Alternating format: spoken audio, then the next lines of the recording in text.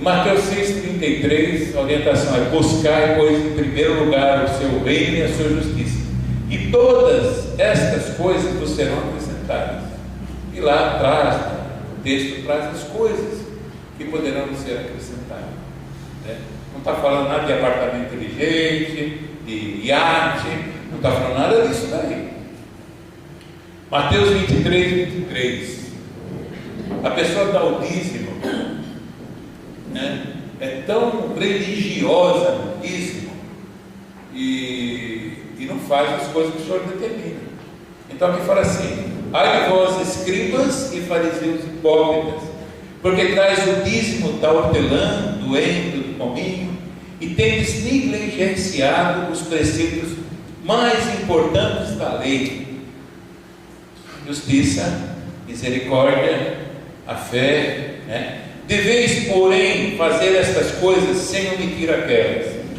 Não está falando para não dar o dízimo, e nem está falando para encher a igreja aqui de hortelã, de endo, de cominho, né? Está falando para dar o dízimo. E aqui tem uma coisa que é um segredo de Deus para nós, sabe? Nossa igreja nunca vai fechar as portas se alguém não der o dízimo, tá? Vai estar sempre aberta. Mas uma coisa eu te digo: quando lá em Apocalipse Jesus fala: eis que estou à porta e bato, aquele que abrir, entrarei e cearei com ele e ele ceará comigo, né? Eu acho que depois está esse texto aqui, está aqui. Eis que cearei com ele. Ao vencedor darei sentar-se comigo no meu trono, assim como também eu venci e me sentei com meu Pai. Quem tem ouvido que ouça o que o Espírito diz à igreja. Mas quando ele bate na porta, sabe, e você já abriu a porta para o Senhor entrar no seu coração, você não vai fechar a porta deixando ele com a perna para fora. É todo Jesus, é Jesus inteiro, é o Cordeiro. Lá em Êxodo 12 fala para comer o Cordeiro inteiro, não deixar nada fora, é aceitar ele. E ele está falando para que se Deus diz. Então é uma questão de fé. Ou você acredita em Deus na totalidade dele, ele não é parte para ser acreditado.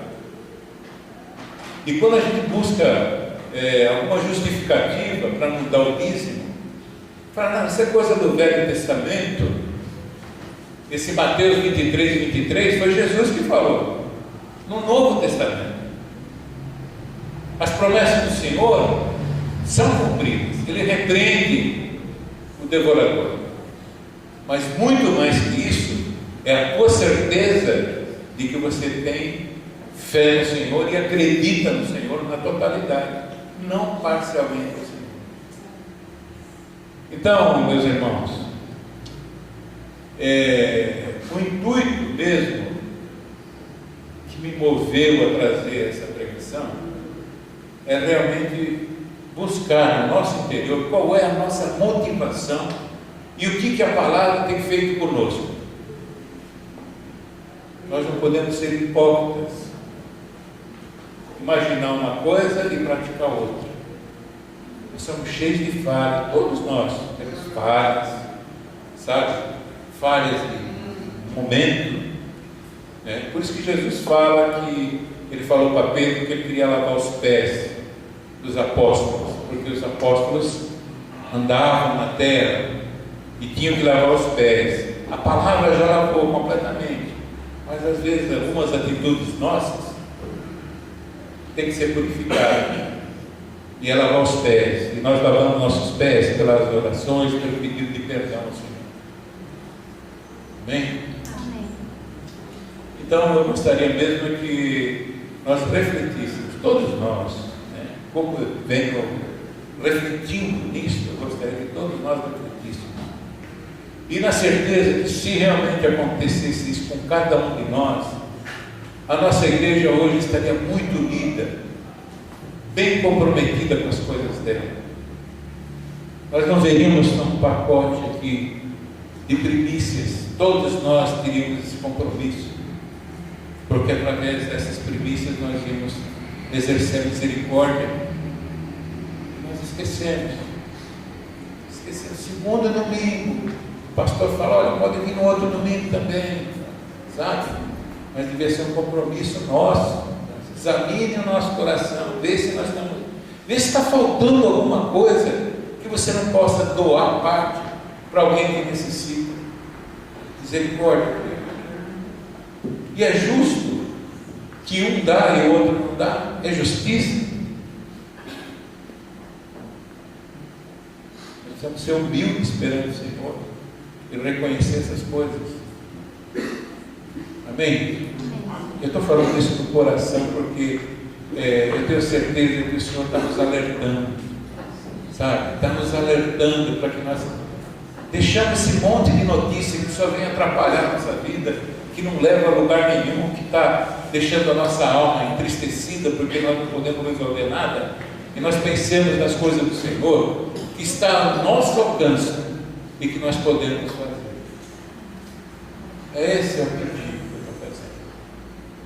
Amém? Eu queria aproveitar e dar um testemunho aqui.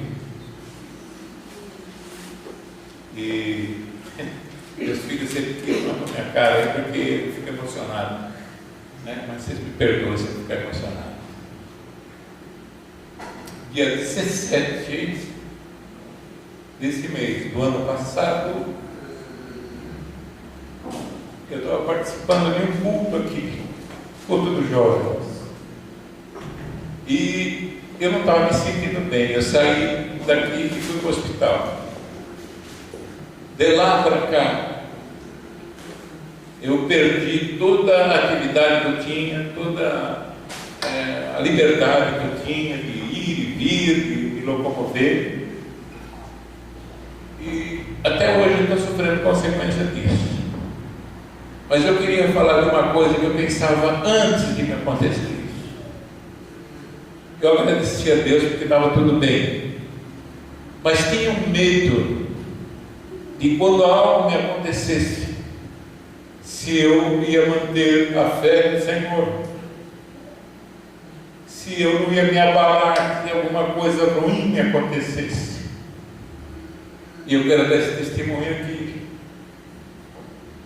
Tudo isso que eu passei me fez me aproximar mais do Senhor e amar mais o Senhor. Amém. Amém? Então, queridos, o que a palavra faz conosco é isso, sabe? O mal que aparentemente nos faz, ele se torna em bem, porque é melhor eu estar na presença do Senhor do que estar me divertindo, fazendo coisas que não levam a nada. Então, glória a Deus pela oportunidade que eu tenho de estar aqui depois de um ano. Amém? Amém. Deus abençoe a igreja. Em nome de Jesus.